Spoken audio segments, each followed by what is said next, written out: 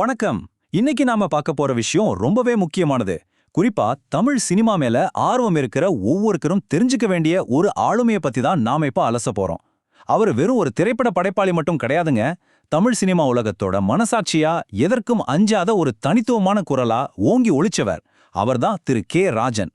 பொதுவா சினிமானாலே நமக்கு உடனே ஞாபகத்துக்கு வர்றது அந்த பளபளப்பான ஸ்கிரீன், மாஸ் காட்டுற ஹீரோக்கள், பிரம்மாண்டமான செட், இதெல்லாம் தானே. ஆனா இந்த திரைக்கு பின்னாடி தயாரிப்பாளர்கள் படுற கஷ்டங்கள், அவங்களோட நிதி போராட்டங்கள் பத்தி நீங்க எப்பவாவது யோசிச்சிருக்கீங்களா?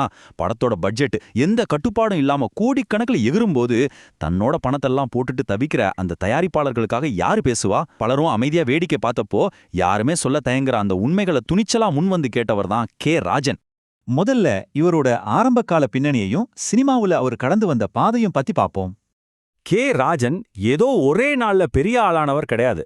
ரொம்ப சாதாரண பின்னணியிலிருந்து வந்து கிட்டத்தட்ட 40 வருஷமா அவர் போட்ட அயராத உழைப்பு தான் இந்த பிரம்மாண்டமான சினிமா உலகத்தை விமர்சிக்கிற தகுதியை அவருக்கு கொடுத்துச்சு.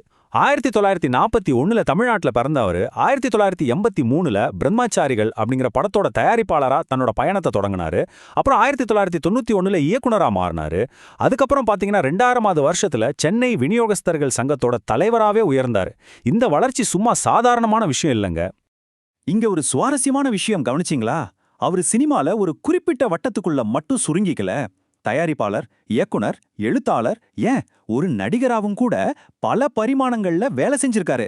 உதாரணத்துக்கு அவள் பாவம் படத்துல தன்னோட மகன் பிரபுகாந்த நடிகரா அறிமுகப்படுத்தினதுல இருந்து சினிமால ஒவ்வொரு துறையிலையும் அவருக்கு நேரடி அனுபவம் இருந்துச்சு. இந்த அனுபவம் தான் சினிமால இருக்கிற பொருளாதார சிக்கல்களை ரொம்ப ஆழமா புரிஞ்சுக்க அவருக்கு கை கொடுத்துச்சு. சரி, இப்போ அவரோட வாழ்க்கையோட இன்னொரு முக்கியமான கட்டத்துக்கு வருவோம். தயாரிப்பாளர்களுக்காக அவர் எப்படி ஒரு மாபெரும் குரலா மாறினாருங்கிறத பாப்போம். தனக்கு இருந்த அந்த பிரம்மாண்டமான சினிமா நாலேஜை வச்சுக்கிட்டு எப்படி ஒரு துணிச்சலான ஆதரவாளரா அவர் மாறினாருன்னு கொஞ்சம் யோசிச்சு பாருங்க. முன்னணி நடிகர்கள் வாங்குற மிக அதிகமான சம்பளம், அதனால தயாரிப்பாளர்களுக்கு ஏற்படுற நஷ்டம், சம்பந்தமே இல்லாம எகிரிற பிரம்மாண்ட பட்ஜெட்டுகள், அப்புறம் தியேட்டர் விநியோகத்தில் இருக்கிற சிக்கல்கள், இப்படி திரைத்துறைக்குள்ள இருக்கிற உண்மையான பிசினஸ் பிரச்சனைகளை அவர் வெளிச்சத்துக்கு கொண்டு வந்தாரு. நாம திரையில ரசிக்கிற அந்த கலைக்கும் பின்னாடி நடக்கிற அந்த வியாபாரத்துக்கும் எவ்வளவு பெரிய தொடர்பு இருக்குன்னு அவர் தொடர்ந்து பேசிக்கிட்டே இருந்தாரு. இவரோட வாழ்க்கையில இன்னொரு ஆச்சரியமான முரண்பாடும் இருக்கு.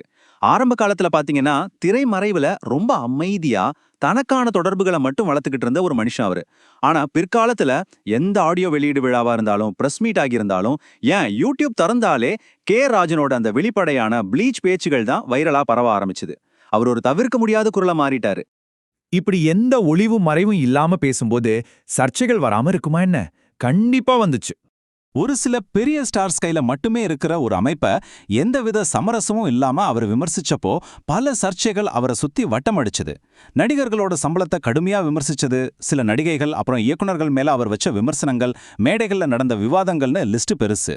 குறிப்பா மீட்டு இயக்கம் பத்தின அவரோட நிலைப்பாடு, அப்புறம் 2001 தயாரிப்பாளர் KR சம்பந்தப்பட்ட ஒரு தாக்குதல் வழக்குல அவர் கைதானதுன்னு பல நிகழ்வுகளை இங்க நாம எந்த சார்பும் இல்லாம பார்க்கணும். இதெல்லாம் தாண்டி தனக்கு சரின்னு பட்டதை யாருக்காகவும் மாத்திக்காம அப்படியே பேசுற அவரோட இயல்பு தான் இதுல அப்பட்டமா தெரியுது. இவ்வளவு சர்ச்சைகள், காரசாரமான விவாதங்கள் நடந்தாலும் இங்க ஒரு உண்மையை நாம ஒத்துக்கிட்டு தான் ஆகணும். அவரை விமர்சிக்கிறவங்க கூட உள்ளுக்குள்ள அவரை ரொம்பவே மதிச்சாங்க. ஏன்னா சினிமா இண்டஸ்ட்ரி பத்தி தான் நம்பின விஷயங்களை எந்த பயமும் இல்லாம யதார்த்தமா அவர் பேசினது தான் அதுக்கு முக்கிய காரணம். இப்படி கம்பீரமா ஒழிச்சுக்கிட்டு இருந்த அந்த குரல் இப்போ நிரந்தரமா ஒஞ்சு போச்சு. ரொம்ப கனமான இதயத்தோட ஒரு செய்தியை நாம இப்போ பேசியே ஆகணும். மே 17, 2026, அதாவது இன்னைக்கு நடந்த ஒரு அதிர்ச்சியான சம்பவம் ஒட்டுமொத்த தமிழ் சினிமாவையும் உலுக்கியிருக்கு. தன்னோட 85வது வயசுல சென்னையில இருக்கிற அடையார் பாலத்திலிருந்து நதியில குதிச்சு கே ராஜன் அவர்கள் தற்கொலை செஞ்சுக்கிட்டதா தகவல்கள் வந்திருக்கு. இது சம்பந்தமா காவல்துறை தீவிரமான விசாரணையை நடத்திட்டு வராங்க. இந்த திடீர் மறைவால பெரும் துயரத்துல ஆழ்ந்திருக்கிற திரையுலகத்தினர் அவருக்கு தெரிவிக்கிற இரங்கல்கள்ல இந்த வார்த்தைகள் திரும்ப திரும்ப ஒலிக்கிறதா நாம பார்க்க முடிகிறது. அவரோட பயமற்ற குணமும் தமிழ் சினிமாவோட அவர் வச்சிருந்த அந்த ஆழமான பிணைப்பு தான் இன்னைக்கு பலராலும் நினைவு கூறப்படுது. கடைசியா கே ராஜன் விட்டு சென்ற தடம் என்ன? இது ரொம்ப முக்கியமான கேள்வி.